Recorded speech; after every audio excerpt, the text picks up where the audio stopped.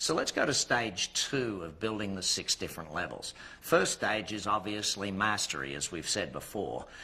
Mastery for the English listening here today. Second stage is the niche, or the niche, again, depends on where you're from. Now, what we're aiming to do here is take care of cash flow. So stage 1's about control. Stage 2 is about cash flow. Now what we're looking at is to find you a niche in the marketplace that you can do business in. See, I'll give you my definition of a niche. What it's about, in my mind, is pretty simple. If you have to compete on price, it's because you don't have a niche. If you're out there competing on price, trying to win the deal on price, it's because you don't have a niche. If you've got the niche, then it's really, really simple. You will compete on something other than price. You'll compete on quality. You'll compete on service. You'll compete on some form of uniqueness, and that's really what it's about. We've got to find you some sort of a uniqueness, a differentiation between you and your competitors. The moment we find that differentiation between you and your competitors, that unique point, that unique sales proposition, at that point in time, marketing and sales becomes so much simpler and so much easier.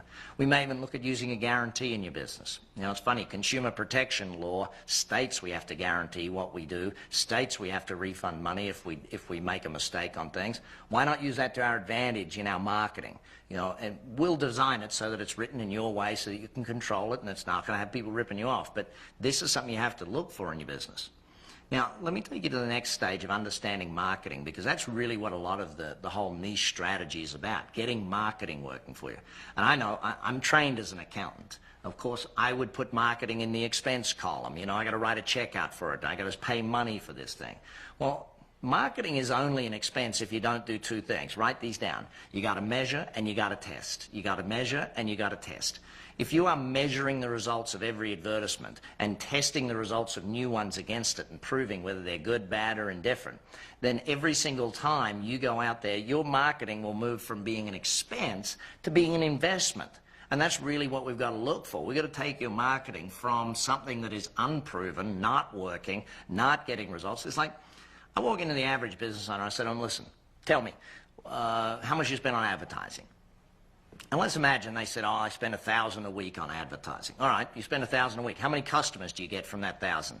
You know what their response is going to be, don't you? It's going to be, well, I don't know. How would you spend $1,000 and not know if you're getting it back? How would you go and take €1,000 out to the marketplace and say, let's go. I'm going to go out there and I'm going to spend 1,000. I'm going to get back, I don't know. See, the accountant in me comes out at this point in time and say, listen, marketing is math. If the numbers work, it's good marketing. If the numbers don't work, it's bad marketing. And the number of times I've heard statements like, well, half your marketing works and half doesn't, you never know which half. What rubbish is that? Or well, you know, you've got to build a brand, and if you place the advertisement over 17 weeks, eventually you'll get name recognition. Listen, that's sales pitches from people selling advertising. It's not from those of us who actually spend the money every single month looking for leads and looking for sales. Okay, and this is what we've got to get you to understand. So I'm going to take you and show you my 5 ways to build a business. These are my the 5-step strategy, and we're going to work it through one by one. So watch as I go through each of these. First, we start with your number of leads. So that's number of prospects, number of people that contacted you, you contacted them, they took some action. They walked into your store, they sent an email off your website, whatever it might be. These are the leads that you have for your business, potential customers. You got to multiply that by your conversion rate. Now, if you got a conversion rate of, let's say 10 people called you today and you sold 2 of them, that's 2 out of 10, 20% conversion rate. I'll get to how we improve each of these in a moment, but for now, let's understand the chassis. The reason I call this a chassis, by the way, is in my mind, I go back to the old story of Ferdinand Porsche. And what he did is he took the chassis of a VW common gear and turned it into a Porsche. You know, and it's the same chassis. One's a VW, one's a Porsche. It's pretty simple to tell the difference from them. And the same true for your business. But if you don't know this chassis, you'll never get the results. So you take your number of leads, you multiply that by your conversion rate. And guess what? That gives you your total number of customers that you deal with in your business. So here you are, you've got X number of customers you deal with. What have you got to do? Well, you've got to multiply that now by the number of transactions. How often do they come back and buy from you in a given week, month, year, whatever your measuring time frame of customer purchasing is? Some of you, it may be multiple years before they come back. Then you've got to multiply that again by your average sale. So how many dollars, pounds, euros do they spend when they come in and buy from you?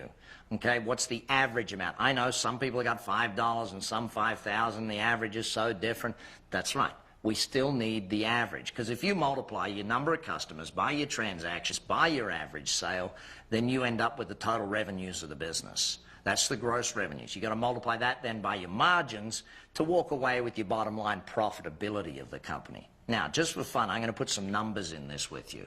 I'm going to show you how we can actually build this into a decent business. So, take a look at these numbers. I'm going to pretend last year you had a nice little business. You had 4,000 potential customers. 4,000 leads contacted you or you contacted them. You converted 25% of them. Now, the average business owner I go and speak to says, oh, Brad, we're very good at conversion. I say, good. What's the measurement? What's your actual statistic?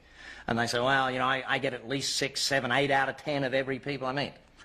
Then I get them to go away and measure it. Actually, what we find is it's usually more like 10, 20, 30%, nowhere near the top end scale.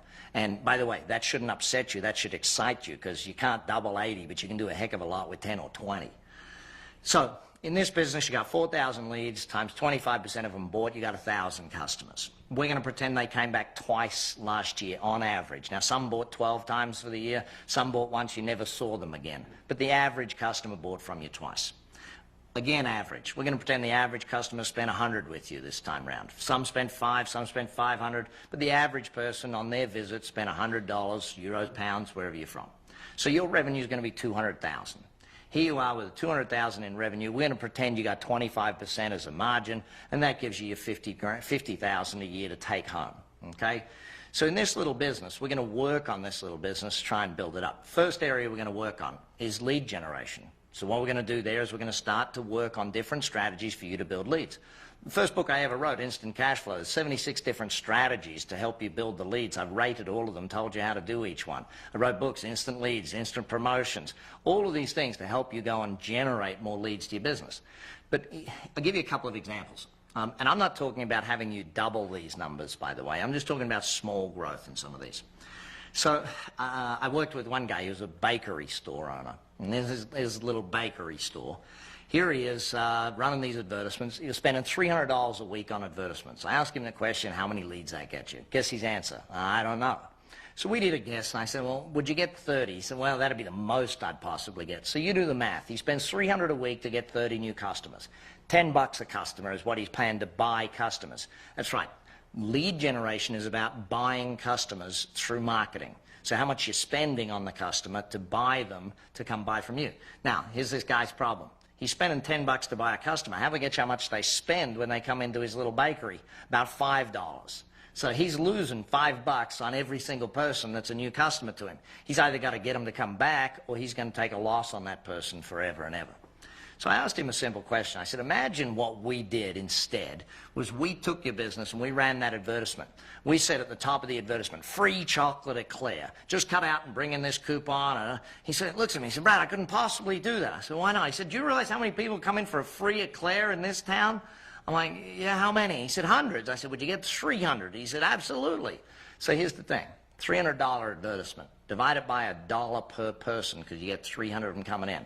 Cost him 30 cents in hard cost to build an eclair. So we got $1.30 for each new person coming in. Now, yes, agreed, some people will come in, grab the eclair and leave. The majority don't, especially if your coach helps you script the right way to deal with them when they do come into the store, so they do buy other things while they're there. This guy, first week, his numbers, 586 people bought in the coupon. Average person spent $4.50 while they were there, so yeah, a little less than his usual $5, but we still got them spending and covering our costs, and only 1 in every 17 people came in and grabbed the eclair and left. So, you know, I rang him, by the way, 2 weeks later. I said, now, how did your advertisement go this week? He said, oh, I didn't run it. We were far too busy. Crazy, I know, but that's why you need a coach looking over your shoulder sometimes. Stop people doing just some of those simple, dumb things that we forget and we often don't look at. So we got to keep building this area of your number of leads. Let me give you another example. I was working with an accountant, and here's this guy running his usual accounting advertisements. He worked with small business owners. Name, rank, and serial number advertisement. And of course, he made the number one mistake you can make in an advertisement, put his name at the top of the advertisement. You know, the only people who care about your company name is you and your mother. So it goes at the bottom, put a headline with a benefit at the top. You see, this is what amazes me. People don't even know the simplest things about running their marketing. Target, offer, copy. You got to get the target audience right. You got to get the offer right, and then you got to worry about what you put in there. You know, these basic fundamentals of business that I want to teach you, I want my coaches to work with you on to help you grow a spectacular business. This accountant, we changed his advertisement. What I did is I put him in a studio and I said, I want you to record an audio cassette called The 17 Fastest Ways to Reduce Your Business Tax Bill. I said, do you know 17 ways to help people reduce their business tax? He said, well, at least 17. I said, good, let's record a tape. That's how long ago it was. Wasn't even a CD back then. You know, so here we are, we got this audio cassette. We run the advertisement, 17 Fastest Ways to Reduce Your Business Tax Bill. Call now for this free audio cassette. So his old advertisement used to get him 4 responses a month, and he ran it in a newspaper every single day, 4 responses a month. His new advertisement, every single time he ran it, got him 32 responses. You know, you start thinking about the different things that you can do to build your business if only you knew how. Lead generation, again, if I could work with you or my coach would work with you over the next 12 months, do you think we could get a 10% increase in your number of leads? Yes, we'd first need to measure it to know how many leads you're getting each and every week, but do you think we could get 10%? Not doubling it, trebling it, not 20%, not 30%, but just simple 10% increase over 12 months, given that we got 78 different strategies that we use with business owners. All 76 of the first ones are put in my book, got 2 more since then. You know, so take a look at the different ways that you can do it. So in this little business we got here, we say, okay, 4,000, what's it become? That's right, 4,400. So then we start to work on your conversion rate. Again, most business owners have no idea how bad their conversion rate is. I was working with this guy one time, he's an electrician. I said to him, listen, let's just do a simple thing. Let's test and measure. No, Brad. In my electrical business, me and all my people, we answer the phone really well. We get at least 70 or 80% of people. I said, excellent. Let's find out if it is 70 or 80. Let's do a test and measure, and let's actually get the numbers. So we came back the next week. I'm on the phone to the guy. Guess what his number was? It was 11%. Yeah, he was a little distraught. But, you know, I was excited because we can do a lot with 11%. You know, we scripted it. We worked on different things for his salespeople to do. We trained a few of his salespeople, especially his receptionists that answered the phone. And we got him to 49% conversion rate over a period of months. Now, if you're quick at maths, you understand what that means. He's gone from 11 to 49. That's almost 50%. It's almost 5 times as much business coming in because he's answering the phone properly. See, all that money on advertising is a waste if you're not converting them into sales. All that money of people ringing up asking for a brochure is a waste if you don't convert them into sales. These are some of the things that we need to do.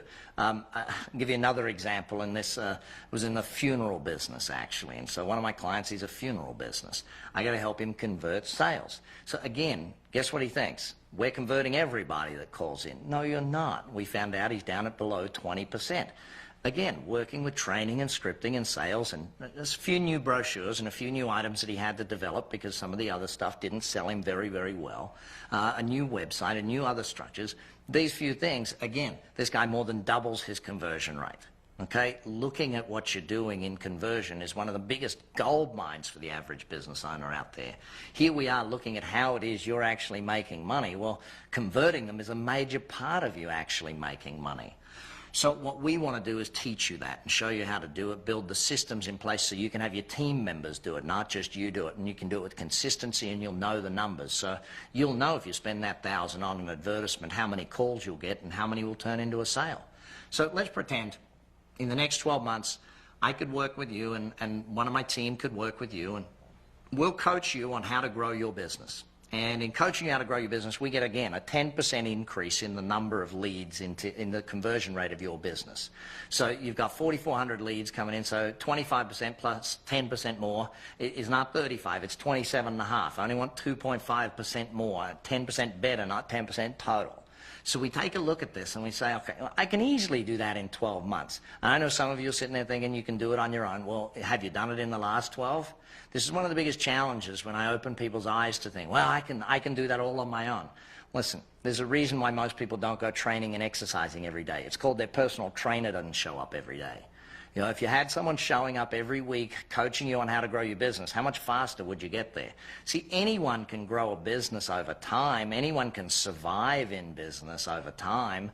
But you got to thrive. You need a good coach. You need someone in your corner helping you, pushing you, cajoling you, getting the best plans, getting these things in play. So we've now got how many customers in our business? Okay, so here we are. We've built the business. We've got 4,400. We've multiplied that now by 25%. We're building the business, and we're getting some real results in the business. And every single time we do this, we're starting to build a really good business. 1,210 customers is where we're sitting right now, and we're doing pretty good. Now, what we've got to do is get them coming back more often. Let's start thinking about this just for a second. To get a customer back more often, first thing you got to do, actually know who they are, their name, their address, their email address, their phone number, things like this. Second thing you got to do is actually invite them back. It blows my mind how many businesses I go into. They never collect your name, they never collect who you are, they don't know where you're from, and even the ones that do, that don't even communicate with you at all, ask you back, invite you back, give you a reason to come back. You know, so many business owners fail in this one area, and it's such a huge profitability. Your best prospect for tomorrow is someone who bought from you yesterday. A previous customer is the best database. You know, by the way, that is the #1 asset of your business. The asset is the database, so you've got to stay with that. So here we are, we're looking at building the repeat business in your business. How do you invite them back? Do you have newsletters? If I rang every single one of your customers, do they even know all of the things you sell or do for them? Have you ever heard, oh, I didn't know you sold that. I didn't know you did that. Of course you have. Why? They don't know. What's your follow-up strategy with customers? What is your repeat strategy? How do you do that? All those things. Again, literally, we've got 60 different ways that we can teach you to do this. And it might even just be fixing some of the ones you're doing right now, or tweaking them, or getting them better performing to be able to do this. But again, if we did that over 12 months, the next 12 months we work on doing this stuff. And yes, it might take years to do it. But ultimately, we've got to get the mastery done first, then we work the niche. Now, could you get 10% better? In this little business, could we go from 2 to 2.2? Absolutely we can over a 12-month period of time. Then we're going to work on your average revenue per sale. How much does the person spend every time they go in there? The simplest example of this, and we've all been through it, McDonald's, you go up, you order a burger, what's the question? Would you like fries with that? You know, why? 3 out of 10 people say yes to an upgrade.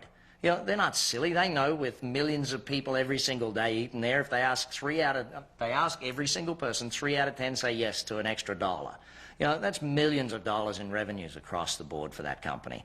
I worked with an attorney one time, a solicitor in England and Australia. And here's this guy practicing the law. I said to him, let me just ask you a question. How many of your customers need their will updated or need their will done? He said, well, I don't know. I've never asked. I said, I want you to just from now on ask every single person that walks in the door, do they need their will done, updated? Do they have a living will? You know, what do they got? Just ask every single client of yours, be they business clients, be they personal clients. Let's see what happens. Guess what? 3 out of 4 people became his client for that on top of it. Extra few $1,000s in services to every single person because they didn't have it done because he asked one silly little question. You know, there's so many different ways we can do this. Again, more than 50 strategies in my first ever book, Instant Cash Flow. Your coach will work you through these strategies to help you grow your business. Again, could we over the next 12 months do 10%? Of course we can. In many cases, to get an extra 10% is just about looking at your pricing strategy. How do we raise the prices on certain items in your business? Not always the highest moving items, but generally the slower moving items. How do we get more margin in there? How do we get more margin on it? Sometimes you can get more margin just by looking at the cost factor of the business. We'll get to that in a second. So here we are, we've got a business. We've increased the first 4 areas by 10%. So of course we've increased revenues by 10%, haven't we? Haven't we? No, you're right. We haven't. We've actually increased revenues to $292,820. Yeah, that's right. That's how much? Yeah, you guessed it. See, when you take a look at that, it's a massive 46% increase in revenue because we're multiplying here, folks. We're not adding. It's that multiplying factor of breaking it down to the smallest possible area and then building it up again. And then we go and take a look at your margins. Now, your accountant will probably tell you that if you've increased revenues by 46%, your margins are going to be up anyway because your overheads have stayed the same. So you're probably going to have a 10% increase anyhow. That said, we've still got another 50 strategies to look at to help you build the margins in your business. So imagine working all 5 of these areas over a period of 12 months to what we can look at in your business. You know, in this case, $80,525.50. It's a 61% increase in bottom line profits by getting 10% in the 5 areas. Now, here's a quick question for you, some quick math trivia. What if we doubled each of the areas? The 4,000 became 8,000. The 25% becomes 50%. Of course, that gives you 2,000 customers when you're doubling, doesn't it? Oh, I got you again, didn't I? Well, some of you anyway. It's 4,000 customers. That's the equal sign that go in there. 2 becomes 4. 100 becomes 200. What's your revenues? Oh, I'm not going to put it up on the screen for you yet. Try and do the math. Yeah, it's, no, not 320,000 or 1.6 million or 800,000. 3.2 million. Okay? This isn't rocket science. It's about there's 5 areas to grow a business. You do all 5 areas. They multiply out, and the productivity of the bottom line is huge. This is why I can build businesses where most people struggle. They're too busy cutting hair, doing lawn, you know, doing whatever the heck their job is of the business, saving a wage. I'm building businesses. It's why I can build so many different types of businesses as well. So we take a look at that, and I ask you this question. What would you do if we could increase your bottom line by an extra 30 grand in the year? Well, you know, where would you put the money? These are some of the things that we look at. Would you take a vacation? Would you employ someone that allows you to have a little time off? All of these different aspects that you want to look at. Now, we move up to the next level of the 6 steps. And yes, that's a very exciting level. Building the 5 ways to your niche is one of my most fun parts of building a business.